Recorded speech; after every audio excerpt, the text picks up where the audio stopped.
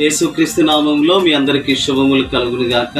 ఈరోజు దేవుని మాట ఎఫెసీయులకు రాసిన పత్రిక 1వ అధ్యాయం 3వ వచనంలో ఆత్మ సంబంధమైన ప్రతి ఆశీర్వాదమును మనకు అనుగ్రహించాను.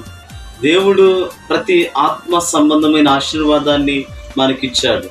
కృప, ఆయన ఆత్మ సంబంధమైన ఆశీర్వాదం, విమోచన, పాపముల నుండి విమోచించాడు, తనకు కుమారులనుగా స్వీకరించాడు. ఆయన ప్రత్యేకమైన స్వాస్థ్యాన్ని పరలోకములో మన కొరకు ఏర్పాటు చేశాడు. పాపక్షమాపణ ఆయన అనుగ్రహించాడు. ఆ విధంగానే ఆత్మచేత మనలను ముద్రించి తనకు బిడలుగా చేసుకున్నాడు. ఇవన్నీ కూడా ఆత్మ సంబంధమైన ఆశీర్వాదాలే.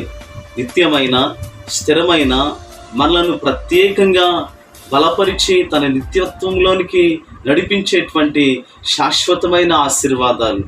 వాటిని స్వతంత్రించుకోవడానికి ప్రభు మీకు సహాయం చేయనుగాక. ఆమేన్.